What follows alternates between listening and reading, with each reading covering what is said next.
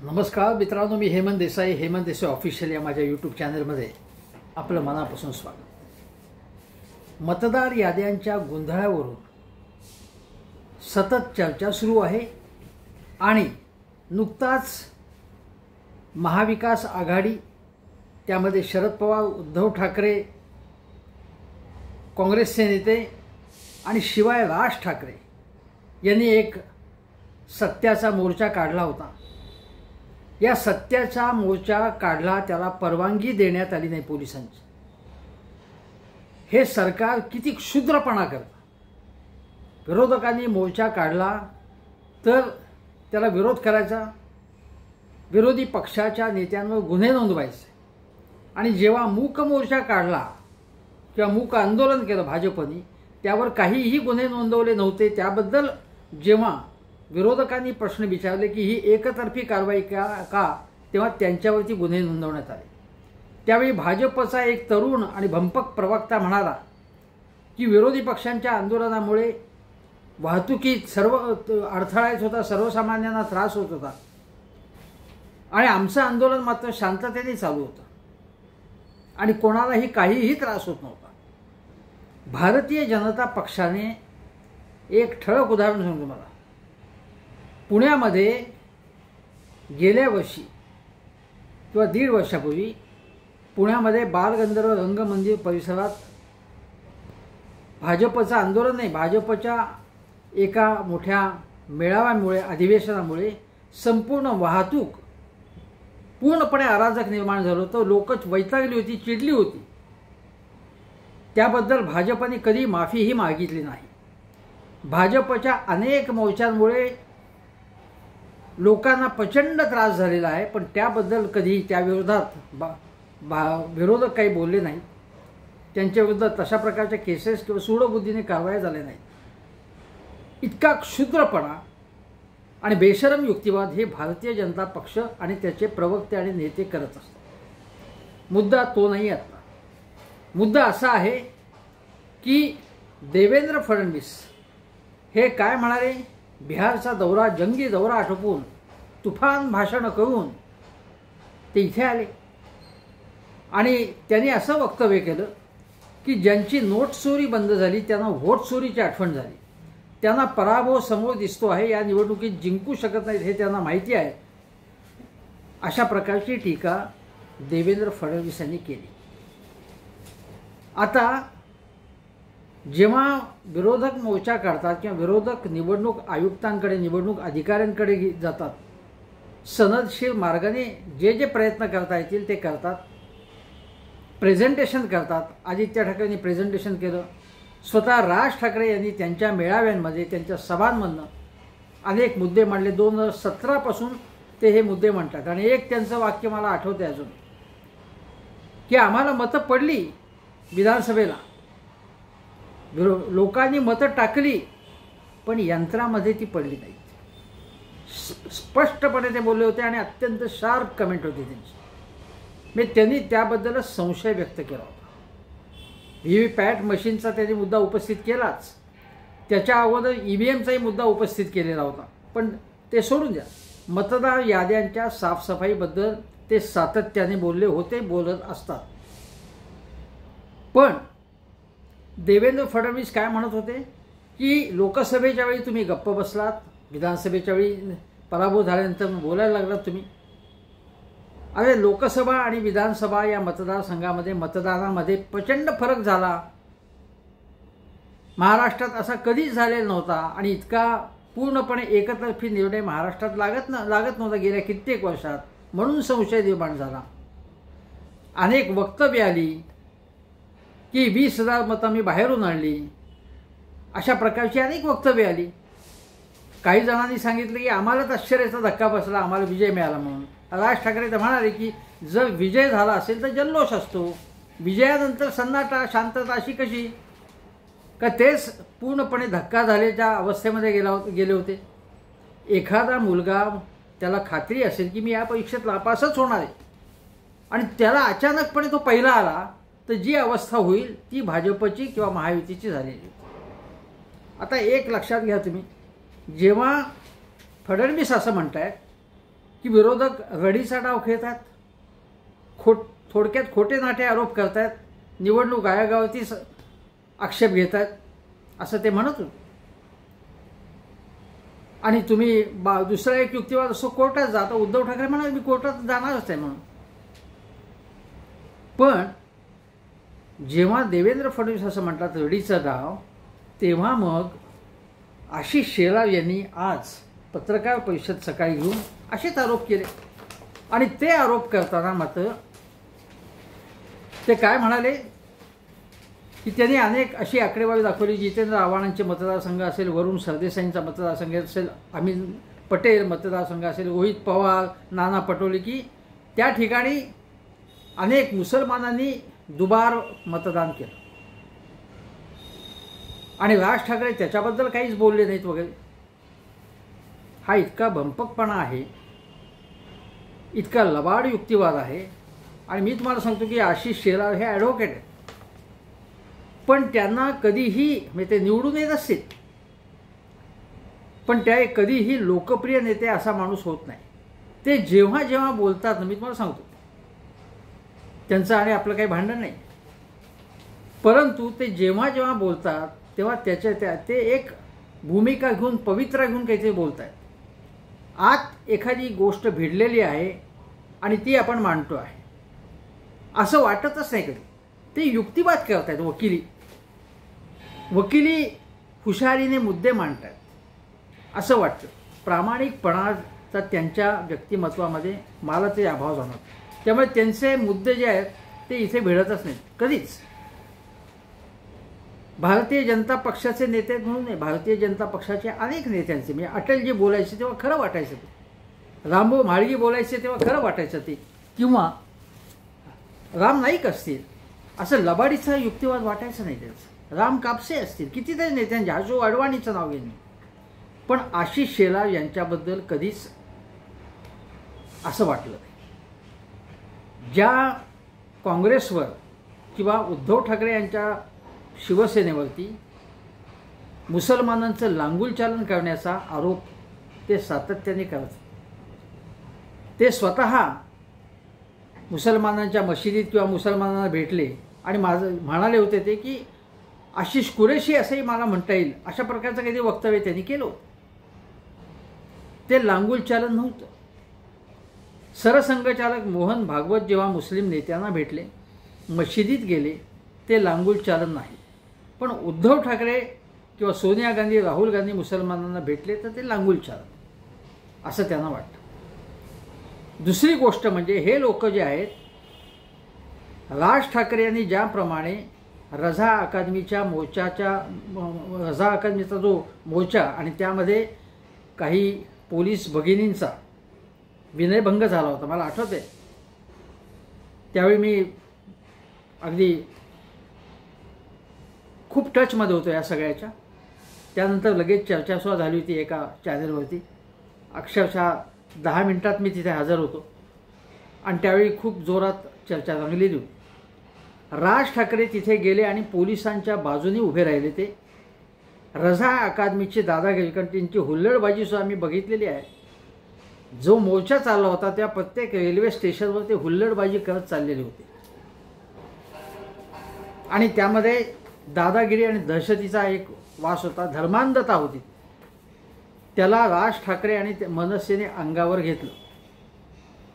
अशा प्रकारचं धाडस जे आहे कुठल्याही धर्मांधतेशी, ते भारतीय जनता काय असतं पक्ष असते, त्याची भूमिका अशी असते की जेव्हा समर प्रसंग येईल तेव्हा त्याच्यातनं पळ काढायचा, अंग काढायचा.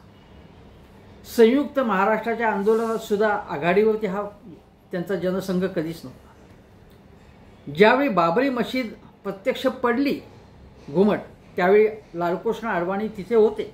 त्यांनीच रथयात्रा काढली होती, कारसेवक होते.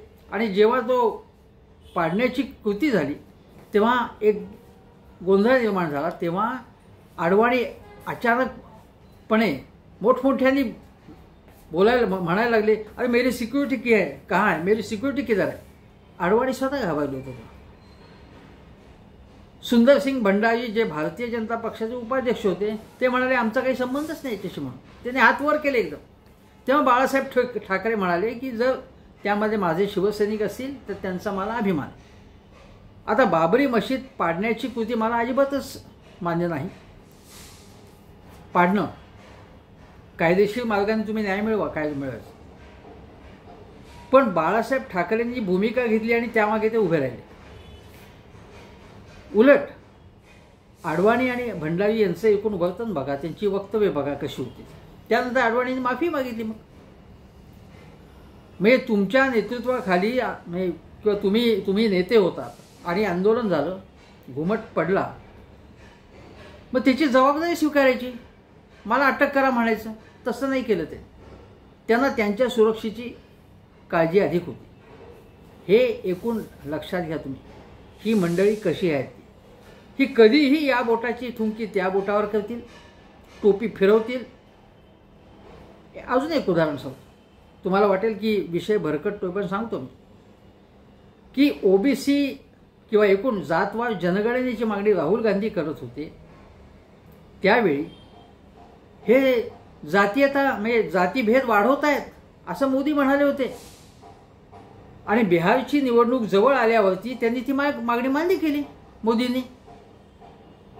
मग आता तुम्ही जातीयता वाढवताय असं म्हणायचं का नाही, का तुम्ही केलं ते चांगलं.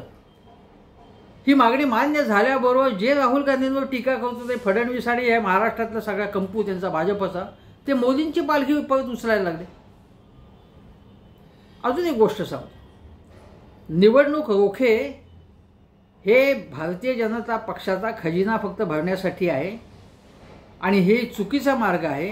हे विरोधक जेव्हा ओरडत होते त्या विरोधकांना काळा पैसा बाहेर यावा असं वाटत नाही. विरोधकांना काळ्या पैशातनं आपल्या निवडणुका लढवण्याची सवय लागली वगैरे आरोप झाले.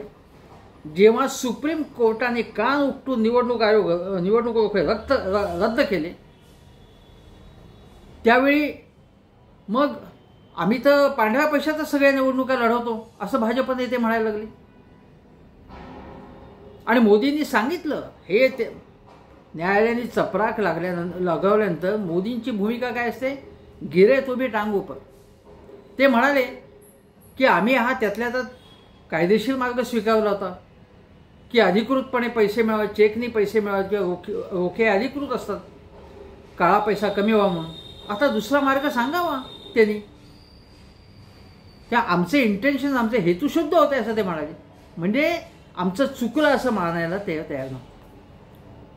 निवडणूक रोखे त्याच्यातनं जे पैसे मिळाले त्यांना कंत्राट कशी मिळाली हे पुढे इंडियन एक्सप्रेसने त्याची मालिका प्रसिद्ध केली होती की ज्यांनी भाजपला निवडणूक रोख्याच्या माध्यमातून पैसे दिले त्यांनाच मोठमोठी कॉन्ट्रॅक्ट मिळाले. अगदी महाराष्ट्राचा मेगा इंजिनिअरिंगचं नाव घेता येईल. असे हे लबाड लोक आहेत. राज ठाकरे यांनी काय प्रश्न उपस्थित केला होता.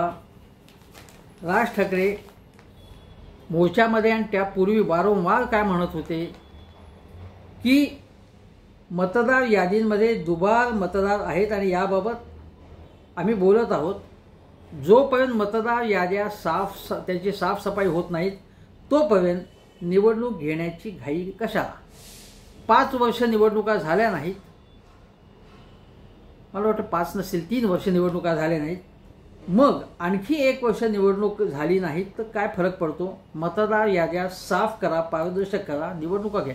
आणि राज ठाकरे म्हणाले होते कोणाचाही विजय हो आम्ही मान्य करू नव्हतो, आम्ही कुठे अमान्य करू, आम्ही मान्य करतो असं ते स्पष्ट म्हणाले. पण तरी देखील त्यांच्यावरतीच आरोप करतायत, त्यांनाच नावं ठेवतायत. आणि निवडणूक आयोगाची कारस्थाने बघितल्यावर अशा निवडणुका न लढवलेल्याच बऱ्या असे उद्गार राज ठाकरे यांनी काढले होते. याचा अर्थ ते हताश झाले असं बिलकुल नाही. त्यांचा बाणा लढवय्या आहे मनसेचा. उद्धव ठाकरेंचा बाणा लढवय्या आहे. सुप्रीम कोर्टात गेले किंवा दाद मागणं म्हणजे लोकशाहीमधले सनदशीर सगळे मार्ग उपाय अवलंबणं असं आहे. आशिष शेलार यांनी या साध्या गोष्टीला कसं डायव्हर्शन दिलं बघा, कसं फाटे फोडले बघा. ते म्हणाले की अनेक ठिकाणी मुसलमान 2-2 मतदान करतात ते तुम्हाला दिसलं नाही. अरे दिसलं नाही काय, तुम्हाला माहिती आहे का. संदीप देशपांडेंनी समर्पक उत्तर दिलं. ते म्हणाले की हा जो गठ्ठा आहे पुराव्यांचा तो तुम्ही बघितलाय का, तो वाचलाय का? त्या सर्व जाती धर्माचे त्याचा काहीच हे नाही. जे जे दुबार मतदार असतील, जे जे बोगस मतदार असतील, त्याची सगळे पुरावे आहेत त्यात. आणि असे बोगस लोक आले तर कुठला जातीचा आहे, कुठल्या पंथाचा आहे, कुठल्या धर्माचा आम्ही विचार न करता राज ठाकरे यांनी जो काही आम्हाला सांगितला उपाय ते स्पष्टपणे म्हणाले होते की अशा माणसांना बडवायचं आणि पोलिसांच्या स्वाधीन करायचं. असं संदीप देशपांडे स्पष्टपणे सुचवू पाहतो. संदीप देशपांडे अत्यंत योग्य आणि समर्पक बोलले आणि त्यांनी असंही सांगितलं की आशिष शेलार यांना आता पक्षात स्थान नाही आहे, मुंबईचे अध्यक्ष नाही, ते सांस्कृतिक खातं काही असं वजनदार खातं नाही आहे आणि आपल्याला माहितीच आहे की ते अमित शहांच्या जवळचे आहेत. याचा अर्थच ते देवेंद्र फडणवीस यांच्यापासून लांब आहेत आणि ती काय अंतर्गत त्यांची स्पर्धा किंवा काय जे असेल ते असो, कोणाची मुख्यमंत्री होण्याची सुद्धा इच्छा असू शकते, पण जे काय असेल ते असेल. त्यामुळे ते स्वतःकडे लक्ष वेधलं जावं म्हणून हा प्रयत्न करत आहेत असं संदीप देशपांडे म्हणाले. हे आता राजकीय याचं जे काय असतील मुद्दे ते आपण बाजूला सारू, पण राज ठाकरे जे म्हणाले ते योग्य होतं. आणि उद्धव ठाकरे तर असं म्हणाले आज पत्रकार परिषद घेऊन, ते म्हणाले की देवेंद्र फडणवीस यांचाच पप्पू करण्याच्या विचारात हे आहेत का आशिष शेलार. त्यांनीच त्यांचा पप्पू केला आहे. कारण फडणवीस काय म्हणाले होते की राहुल गांधी इकडे तिकडे येरझाऱ्या घालून ते प्रेझेंटेशन्स करतात आणि या मुद्द्यात काही अर्थच नसतो, तेच त्याचंच अनुकरण आदित्य ठाकरे करत आहेत. त्यांनी ते वरळीच्या मतदारसंघातली माहिती दिली आणि त्यांना महाराष्ट्राचं पप्पू बनायचं आहे का? देवेंद्र फडणवीस इतक्या सामान्य पातळीवरती, इतक्या सुमार पद्धतीच्या युक्तिवादाच्या पातळीवरती उतरतील असं वाटलं नव्हतं मला.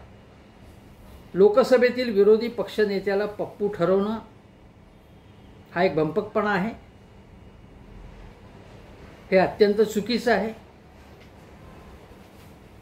काँग्रेसची ताकद वाढलेली आहे. एक स्पष्ट भूमिका राहुल गांधींनी घेतली आणि राहुल गांधींनी त्यांच्या टीमने कर्नाटकमधले आणि आणखीन काही बिहारमधली आणखीन उदाहरणं देऊन कशा बोगसपणा चालला आहे निवडणूक याच्यामध्ये ते दाखवून दिलेले आहे. हे आपण लक्षात घ्या. त्या राहुल गांधींचा कित्ता जर आदित्य ठाकरे गिरवत असतील, अभ्यासपूर्णपणे प्रेझेंटेशन करत असतील, मुद्दे मांडत असतील, पुरावे सादर करत असतील, ती अत्यंत योग्य गोष्ट आहे. आणि आदित्य ठाकरे काही अनुकरण करत नाही आहेत. आदित्य ठाकरे यांनी यापूर्वी देखील मुंबईतले खड्डे, मुंबईतले रस्ते, महापालिकेची कंत्राटं याच्याबद्दल अभ्यासपूर्ण मांडणी केली आहेत आणि त्यावेळी त्यांनी जे जे एक्सपोज केलं त्यावेळी एकनाथ शिंदे यांना, ते मुख्यमंत्री होते, त्याची दखल प्रत्यक्ष किंवा अप्रत्यक्षपणे घ्यावी लागलेली आहे. कारण तो भ्रष्टाचार जो आहे महापालिकेतला तो आदित्य ठाकरे वारंवार बाहेर काढत होते आणि पुराव्यानिशी बाहेर काढत होते. तेव्हा राहुल गांधींचं ते काही अनुकरण करत नाहीत. आणि जरी तुम्हाला म्हणाय वाटत असेल अनुकरण करतात ते योग्य गोष्ट आहे असं माझं म्हणणं आहे. राज ठाकरे हे जे सातत्याने सांगतायत की मतदार यादींची साफसफाई करा, उद्धव ठाकरे सांगतायत आणि उद्धव ठाकरेंनी म्हटलंच आहे की फडणवीसांना पप्पू का ठरवले. ते म्हणाले की फडणवीस तर म्हणतायत की हा वेडीचा डाव आहे. आधी तुम्ही नोट चोरी केली, आता नोट चोरी तरी काय केली यांनी? नोटाबंदी केली तेव्हा गुजरातच्या एका सहकारी बँकेत करोडो रुपये कोणी जमा केले गुपचूपपणे. नोटाबंदीचा फायदा कोणाला झाला आणि तोटा सामान्य माणसाला झाला, फायदा कोणाला झाला हे लोकांना माहिती आहे. त्या नोट चोरी जी आहे ते कोणी केली? सत्ताधाऱ्यांनी केली असा संशय आहे. आणि वोट चोरीचा आरोप केवळ विरोधी पक्ष करत नाही, आशिष शेलारच करतात आता. आणि आशिष शेलार आणि आपण सगळ्यांनी मिळून पत्रकार परिषद घेऊया किंवा कोर्टात जाऊया असं रोहित पवार म्हणतात. उद्धव ठाकरे म्हणतात की आशिष शेलार आम्ही म्हणतोय तेच म्हणतात आता. आणि फडणवीस जे आदित्यला ज्याबद्दल पप्पू म्हणत होते की बोगस मतदान उघड केल्याबद्दल आता तशाच प्रकारचं बोगस मतदान होते असं जर आशिष शेलारांना वाटत असेल तर मग महाराष्ट्राचा पप्पू कोण? मी आशिष शेलारांना पप्पू म्हणायचं आणि देवेंद्र फडणवीस म्हणाले की नाही आम्ही सुद्धा असं आमचं सुद्धा म्हणणं आहे की काही काही ठिकाणी असं होतंय आणि आम्ही त्यांचं ते बातमीतच म्हटलेलं आहे की मतदार याद्यात चुका नाहीत हे आम्ही कधीच नाकारले नाहीत, आम्हीही अनेकदा त्या चुका दुबार नावे दाखवून दिलेत. मग पप्पू देवेंद्रजी आहेत का? ते स्वतःच म्हणतात ना आम्ही चुका दाखवून दिल्या. मग राज ठाकरे दुसरं काय म्हणतायत? एवढे पुरावे राज ठाकरे आणि त्यांच्या मनसेच्या नेत्यांनी कार्यकर्त्यांनी जमा केले. बैलगाडी पुरावे जेव्हा देवेंद्रजी आणि विनोद तावडेंनी गोळा करून त्याचं संपूर्ण मीडिया पुढे प्रदर्शन घडवलं होतं, आंदोलन केलं होतं आणि आमच्याकडे बैलगाडी पुरावे आहेत आणि चक्की पिसिंग म्हणाले ते देवेंद्र फडणवीस. कधीही त्यांच्याबरोबर जाणार नाही असं म्हणायचं, त्यांना घेऊन ते तिकडे गेले. अजितदादांना घेऊन घेतले ते. मग ते बैलगाडी पुरावे ते पेटवून दिले का त्यांनी पूर्णपणे? हा प्रश्न विचारावा लागेल. राज ठाकरे यांनी जे सांगितलं की बोगस मतदान होतं आहे, दुबार मतदान होतं आहे आणि बघा या शेवटी निवडणूक आयोगाला आधी काही दखल घेत नव्हतं ते, पण त्यांना शेवटी त्याची दखल घ्यावी लागली. कारण मागच्या मंगळवारी एक आदेशच काढला राज्य निवडणूक आयोगाने की सगळ्या स्थानिक स्वराज्य संस्थांना आणि तुम्ही तुमच्या इथली दुबार नावं शोधून मतदारांना एकापेक्षा अधिक मतदारसंघात जायला मज्जाव करावा असं सांगावं लागलं. हे राज ठाकरे यांचं यश आहे ना, आदित्य ठाकरेंचं यश आहे, राहुल गांधींचं यश आहे. आणि तुम्ही त्यांना पराभव सामोरं दिसतं असं बावनकुळे म्हणतात. म्हणजे पराभव समोर दिसतोय. 51% मतदान आम्हाला होणार आहे. तुम्हाला कोणी सांगितलं हे 51% तुम्हाला होणार आहे? आणि त्याचा प्रश्न काय 100% हो तुम्हाला ना, पण निवडणूक स्वच्छपणे व्हायला पाहिजे, साफसफाई व्हायला पाहिजे. एकाच मतदारांनी 10 वेळा जर मतदान केलं तर ते चुकीचं होईल. हेच सांगतायत राज ठाकरे सातत्याने, हेच सांगतायत उद्धव ठाकरे. बाळासाहेब थोरात यांनी आपल्या मतदारसंघातल्या चोऱ्या दाखवल्या, तुम्ही काहीच कारवाई केली नाही. कारण निवडणूक आयोग हा तुमच्या पंखाखाली आहे, तुमचा सेवक आहे, तुमचा गुलाम आहे. दुसरी गोष्ट, आता राज ठाकरे काय म्हणत होते की 1 जुलै या तारखेचा एक बेस आधार मानून मतदार याद्या वापरण्यात येते. मग 1 जुलै नंतर राज ठाकरे काय म्हणाले, 1 जुलै नंतर जे 18 वर्षात पूर्ण करतील त्यांना का नाही मतदानाचा अधिकार? हा सवाल ते पुन्हा पुन्हा विचारत होते. तरुण मतदारांनी लक्षात घ्या, ज्यांना पहिल्यांदा मतदानाचा हक्क प्राप्त होतो 1 जुलै नंतर, लोकशाहीने दिलेला अत्यंत पवित्र अधिकार, तुमच्या अधिकारासाठी राज ठाकरे लढत होते आणि ते सातत्याने हा मुद्दा मांडताय. तो शेवटी निवडणूक आयोगाला, राज्य निवडणूक आयोगाने काय केलं, त्यांनी असं म्हटलं की राज्य निवडणूक आयोगाने भारताच्या निवडणूक आयोगाकडे 15 ऑक्टोबरची यादी ग्राह्य धरण्यास परवानगी मिळावी अशी मागणी केली. आता राज्य निवडणूक आयोगाला मान्य करायला लागलं का नाही हे अजून निवडणूक आयोगाने म्हणजे केंद्रीय निवडणूक आयोगाने याच्याबद्दल काही लक्ष घातले नाही, मान्यता दिली नाही. पण मान्यता दिलीच पाहिजे. काय चुकीचं आहे या युक्तिवादात? राज ठाकरेने अत्यंत महत्त्वाचा मुद्दा मांडला आहे आणि तुम्हाला त्याची दखल घ्यावी लागली ना, तुम्ही टिंगल करत होतात. राज ठाकरे, उद्धव ठाकरे आणि महाविकास आघाडीवाले जेव्हा निवडणूक आयोगाकडे जाणार होते तेव्हा त्याच्या अगोदरपासून या लोकांची अडीचा डाव, याने अगोदरच पराभव स्वीकारलाय असं टीका करत होते. आणि मग तेव्हा बातम्या काय गोदी मीडियाला हाताशी धरून चालवल्या जात होत्या की राज ठाकरे हे मवियात येणार का नाही. आणि तेव्हा तो प्रश्नच नव्हता. निवडणूक आयोगापुढे काही मुद्दे घेऊन, काही तक्रारी घेऊन, काही गाऱ्हाणी घेऊन चाललेले होते राज ठाकरे, उद्धव ठाकरे. मग 2 भाऊ एकत्र येणार का, ते किती वेळा एकत्र भेटले, आणखीन किती वेळा भेटणार आहेत, ते एकत्र क्रिकेट खेळणार आहेत का, विटीदांडू खेळणार आहेत का, त्याचा संबंध नव्हता. मुद्दा काय होता, मीडियाने सुद्धा हे लक्षात घेतलं पाहिजे. आता निवडणूक आयोगाबरोबर काही प्रश्न उपस्थित केले की घटनात्मक आयोग आहे, त्याचा अपमान करतायत हे असं बोललं जातं.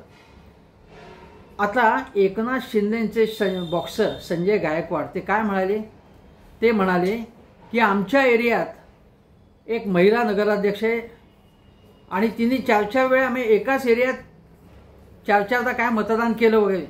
एका नगरसेवकाच्या परिवारात 3 ठिकाणी ते नोंदले गेलेले आहेत. 3200 लोकांची नावं दिली आहेत जी बाहेरची आहेत, पण त्यांना काढलं, त्यांची नावं काढली नाहीत. आणि संजय गायकवाड बॉक्सर शिंदे सेनेचे ते म्हणाले की निवडणूक आयोगाला लाज वाटली पाहिजे असं ते म्हणाले. आता एकनाथ शिंदे त्यांचे कान पिळणार आहेत का? घटनात्मक आयोग आहे. फडणवीस म्हणणार आहेत का त्यांना की असं या शब्दात बोलणं योग्य नाही? नाही बोलणार ते, कारण ते त्यांच्या महायुतीतलेत ना. स्वतः संजय गायकवाड म्हणाले की विरोधकांचं राजकारण म्हणून पाहू नये. स्वतः संजय गायकवाड म्हणाले. आणि त्यांनी मात्र अजून एक उपदेश केला की बडवणं ही भाषा बरोबर नाही असं हे बॉक्सर म्हणतात. संजय गायकवाड ते राज ठाकरेंना एक शांततेचा, अहिंसेचा संदेश देत आहेत. हे फार महत्त्वाचं आहे. असो, आता हाणामारीवरनं झालं तुम्हाला सांगतो की हे जे गोगावले आहेत, भरत गोगावले, त्यांनी राज ठाकरेंवर काहीतरी या संदर्भात टीका केली. तर त्यांच्या मनसेचे जे शहराध्यक्ष आहेत ते त्या भागातले पंकज उमासरे त्यांनी काहीतरी याच्यावरती उत्तर दिलं. समजा काही त्यात मागे पुढं झालं असेल, चूक झाली असेल तर त्याचं काय मी समर्थन करणार नाही, मला माहीत नाही काय त्यांनी कमेंट केली. पण त्या पंकज यांना लाथाबुक्क्यांनी मारहाण करण्यात आली. गोगावले यांच्या समर्थकांकडनं लाथाबुक्क्यांनी दुकानं शिरून त्यांच्या. त्याबद्दल शांततेचा संदेश नेहमी देणारे बावनकुळे साहेब, फडणवीस साहेब, शिंदे साहेब, अजितदादा हे काही बोलणार आहेत का त्याच्याबद्दल? त्याचा निषेध व्यक्त करणार आहेत का? हा प्रश्न आहे. अजून एक गोष्ट सांगतो तुम्हाला. 2017 साली पुण्याची प्रसिद्ध, म्हणजे जी जगामध्ये प्रसिद्ध आहे, गोखले इन्स्टिट्यूट, विम दांडेकर ज्याचे संचालक होते अनेक वर्ष, धनंजयराव गाडगीळ वगैरे नावं आपल्याला माहिती असेल, जे या संस्थेशी संबंधित होते.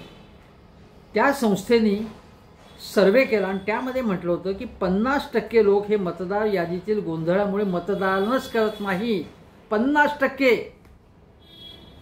ही किती गंभीर आहे ही गोष्ट. आता हा मुद्दा लावून धरायचा का नाही? मतदानाची टक्केवारी वाढण्यासाठी निवडणूक आयोगाने प्रचार करावा, मतदारांना मतदान करावं म्हणून. पण तरीसुद्धा इतके लोक मतदान करत नाहीत. 2017ची आकडेवारी आहे. ते गंभीर गोष्ट नाही आहे. आता गोखले इन्स्टिट्यूट ही रडीचा डाव खेळती आहे असं म्हणायचं का? म्हणजे राज ठाकरे जे म्हणतायत त्याला पूरक अशाच प्रकारची ही गोष्ट आहे. आता तुम्हाला सांगतो की म्हणजे हसन मुश्रीफ असतील, संजय गायकवाड, हे मी सांगितलं, यांनी सुद्धा सांगितले की हे सगळं बोगसगिरी खूप चाललेली आहे, दुबार मतदार सगळीकडे आहेत. तुमच्या पक्षाचे लोक, अजितदादा गटाचे हसन मुश्रीफ आहेत, अजून एक मराठवाड्यातले आमदार होते, मंदा म्हात्रे असतील, संजय गायकवाड असतील, सगळेजण म्हणतात. आता तर ही तर बातमी चालली आहे. मी आता ताजी बातमी तुम्हाला सांगतो की नाशिकमध्ये 3 लाख दुबार मतदार आहेत असं शिंदे गटानेच तक्रार केली. आता त्याला रडीचा डाव म्हणणार का काय म्हणणार तुम्ही? उद्धव ठाकरे यांनी सुद्धा याच्या संबंधात सातत्याने मुद्दे मांडलेले आहेत आणि त्यांनी म्हटले की लोकसेवेपासून, लोकसभेच्या वेळी तुम्हाला विजय मिळाला, स्वस्थ बसले होतात. उद्धव ठाकरे म्हणले की तेव्हापासून आम्ही सांगत होतो हे, आम्हाला विजय मिळाला म्हणून आम्ही गप्प बसलो नाही, तेव्हापासून आम्ही म्हणतोय असं ते म्हणाले. पण आता स्वतः देवेंद्रजीच म्हणते की लोकसभेपासून आम्ही स्वतः काढत होतो. तर उद्धव ठाकरे म्हणाले की मग तुम्ही सरकार चालवायला नालायक आहात का? तुम्ही निवडणूक आयोगाला सांगू शकला असतात तेव्हा तुमचंही ऐकलं नाही, तुम्ही काही केलं नाही याच्याबाबत, म्हणजे तुम्ही सरकार चालवायला नालायक आहात का, असं उद्धव ठाकरे यांनी प्रश्न विचारला. तो अत्यंत योग्य आहे असं माझं म्हणणं आहे. आता तुम्हाला सांगतो की शेलार यांनी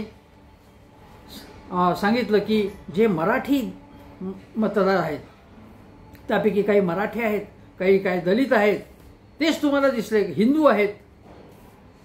आता दलितांबद्दल आशिष शेलारांना प्रचंड प्रेम आलं आहे. हिंदूंबद्दल तर त्यांचं प्रेम म्हणजे वाहवतच असतं. निवडणुका आल्या की ते मुसलमानांकडे जातात. मग ते लांगुल चरण नाहीत, ते शाहरुख खान त्यांच्याच मतदारसंघात आहेत, त्याला बोलवतात, त्याच्याकडे जातात कुठल्या समारंभात, तिकडचे सगळे लोक असतात, त्याच्याबद्दल काही बोलायचं नाही. हे लोक अत्यंत लबाड लोक आहेत, हे पहिलं लक्षात घेतलं. आणि आता केवळ राहुल गांधी नाहीत, दिल्ली निवडणुकांच्या वेळी अरविंद केजरीवाल हेच मुद्दे उपस्थित करत होते. पश्चिम बंगालच्या ममता बॅनर्जी तर त्यात अत्यंत आक्रमक आणि कडक आहेत. त्यांनी ते अगोदरपासूनच लक्ष ठेवलेले आहे. त्यांना माहिती आहे की हे या मतदार याद्यांमध्ये जाम गोंधळ करणार, म्हणून त्यांनी आपल्या सगळ्या कार्यकर्त्यांनी 6-8 महिन्यापासूनच सांगून ठेवलं की पूर्णपणे अलर्ट राहा. आणि त्यांचं फुल कॉन्सन्ट्रेशन आहे याच्यावरती, कारण तिथे निवडणूक आहेत. आणि त्यांनी सुद्धा बोगसगिरी अनेकदा उघडकीस आणलेली आहे. बिहारमध्ये तर आपल्याला माहितीच आहे की SIR 4 महिन्याच्या पूर्वीच SIR एकदम करू नका, अगोदर कधी केली असं विचारलं होतं.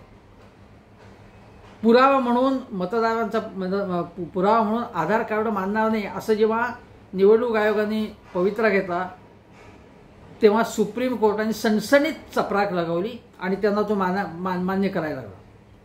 सगळे मतदार जे आहेत तिथे, जे बिहारमध्ये अनेक लाखो मतदार हे रोहिंग्या आहेत, घुसखोर आहेत, मुसलमान परदेशातून आलेत, घुसलेत असं भारतीय जनता पक्ष म्हणत होते. त्यांना काहीही दाखवून देता आलं नाही, हे आपण लक्षात घ्या. तेव्हा हे खोटं आणि बोगस नॅरेटिव्ह करण्यामध्ये हे सगळ्यात पुढे. आता मी तुम्हाला अजून एक महत्त्वाचा मुद्दा सांगतो की गिरे तो बी टांग उपर किंवा आपलं नाक वर, हे यांचं कशी पद्धत असते.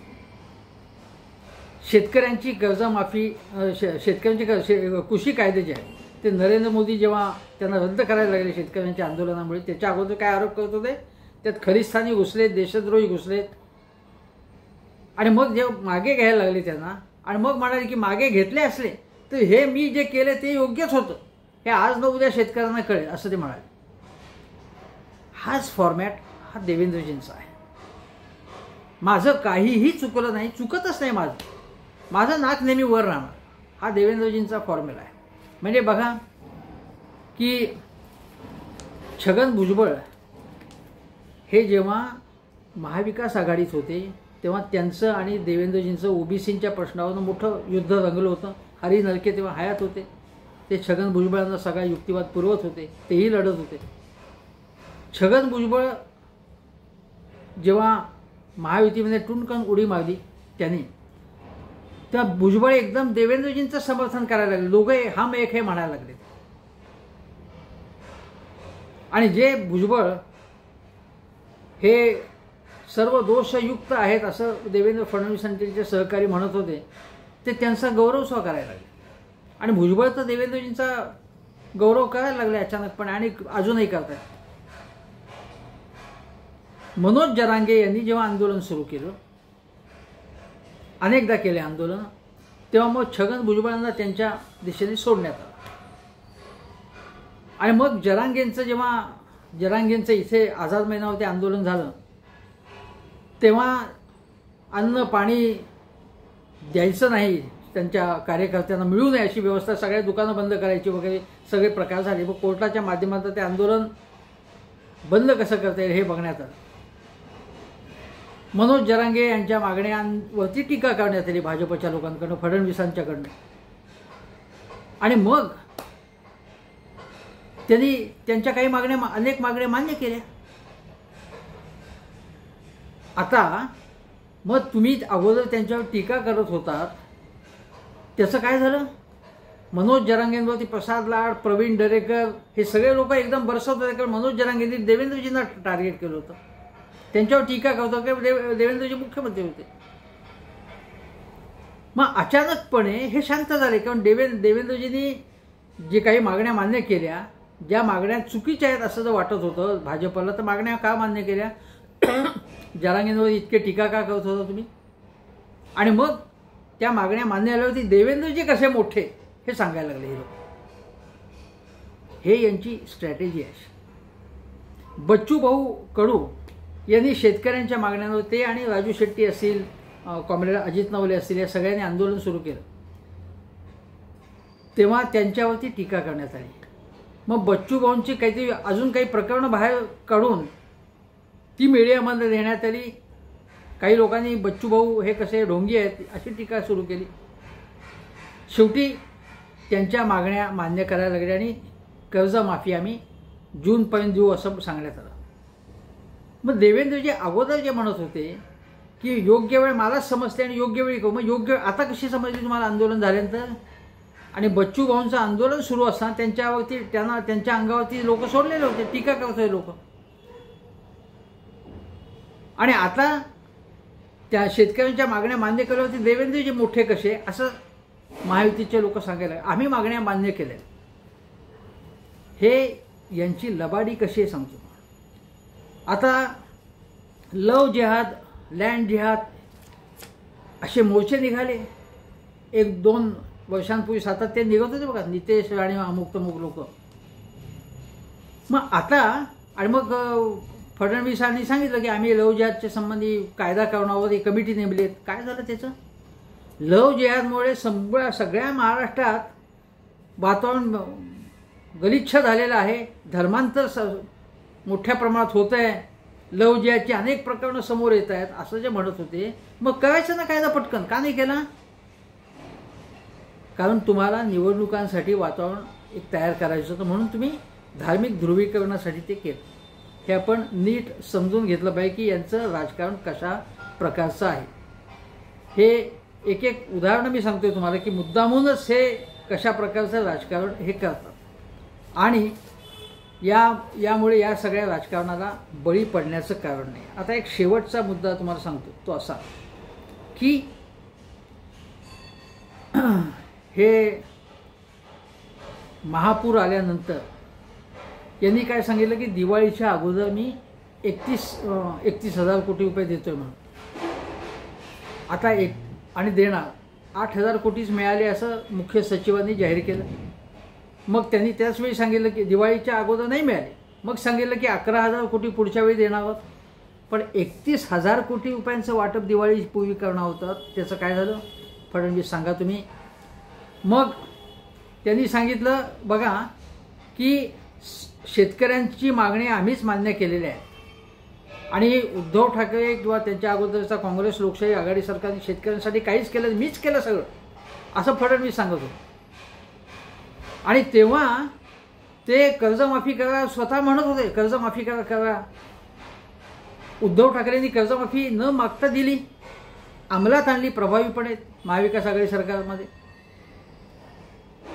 आणि देवेंद्रजींनी 17 साली जाहीर केलेली कर्जमाफी 6 लाख शेतकऱ्यांना मिळाली नाही आत्तापर्यंत. कोर्टाला सांगायला लागलं शेवटी. पण मीच शेतकऱ्यांचा तारणहार आहे, मीच सगळं करतो असं हे फडणवीस दाखवत असतात. आता तुम्हाला सांगतो फडणवीस काय म्हणाले की कर्जमाफी नुसती करून चालत नाही, कर्जमाफी एकदम केली अशी की त्याचा बँकांना म्हणे फायदा होतो. बँकांचीच बँकांच्या जे थकबाकी असते तीच निघते आणि त्यामुळे ते विचार करायला लागतो म्हणाले. आता प्रश्न असा आहे की कर्जमाफी शेतकऱ्यांची जाहीर केली जाते तेव्हा जुनं नवं केलं जातं शेतकऱ्यांचं. म्हणजे मग कर्जमाफी केल्यामुळे त्यांना नवीन कर्ज घेता येतं आणि नवीन कर्ज घेतलं तर त्यांची समस्या सुटू शकतात. म्हणून कर्जमाफी करण्याची आवश्यकता असते. या फडणवीसांनी बघा तुम्ही बी बियाणं असेल, खतं असतील, अवजारे असतील, त्याच्यावरती जेव्हा प्रचंड GST होता किंवा जेव्हा कांद्याला चांगला आंतरराष्ट्रीय बाजारात भाव मिळण्याची शक्यता होती तेव्हा केंद्र सरकारने निर्यात बंदी आणली. तुम्हाला आठवत असेल एकदा धनंजय मुंडे स्वतः तिकडे गेले होते आणि धनंजय मुंडे तिकडे जाण्याच्या अगोदर देवेंद्र फडणवीसनी भेटून मीच कसं कांदा निवेदनाचे प्रश्न सोडवत आहे असं दाखवण्याचा प्रयत्न करत आहेत. कुरघोडीचं महायुतीमधलं राजकारण तुम्हाला आठवत असेल. कापसाला जेव्हा कापूस शेतकऱ्यांना फायदा झाला असता त्यावेळी कापूसाची आयात करण्यात आली आणि त्यांचं कंबरडं मोडण्यात आलं. सोयाबीनला भाव मिळत नाही, याच्यामुळे शेतकरी हवालदिल झाला आहे आणि म्हणून तो कर्जबाजारी झाला आहे. त्याला भारतीय जनता पक्षाची शेतकरी विरोधी धोरणच जबाबदार आहे. आणि भाजप सरकार म्हणजे केंद्र सरकार आणि राज्य सरकार देवेंद्र फडणवीस हे लक्षात ठेवलं पाहिजे पूर्णपणे. पण मीच शेतकऱ्यांचा तारणहार आहे, मीच आरक्षण दिलं आहे, मलाच राज्याचे प्रश्न कळतात, मीच विकास करतो, माझ्यामुळेच गुंतवणूक येते, असं सतत नाक वर करून बोलण्याचं काम हे फडणवीस करतात. राज ठाकरे यांचं अभिनंदन करायला पाहिजे की त्यांनी अत्यंत बिनतोड अचूक मुद्दे मांडले आणि त्यापैकी काही मुद्द्यांची दखल घ्यावी लागली निवडणूक आयोगाला. यांची तंत्रलेली आहे आता या मुद्द्यांमुळे. राहुल गांधींनी ज्याप्रमाणे यांना अस्वस्थ करून सोडलं होतं तसं राज ठाकरे करतायत, उद्धव ठाकरे करतायत, आदित्य ठाकरे करतायत, महत्त्वाचे मुद्दे मांडतात. त्यामुळे हादरून गेलेले हे महायुतीवाले, भाजपवाले. पण तरीसुद्धा गेले तो बी माझं नाक वर असायला पाहिजे हा त्यांचा पवित्र आहे, हे लक्षात घ्या. सध्या इथेच थांबतो, तुर्तास इथेच थांबतो. हेमंत देसाई ऑफिशियल हा माझा यूट्यूब चॅनल जरूर बघा. शेजारचं बेल आयकनचं बटन दाबून सबस्क्राईब करा चॅनल. धन्यवाद.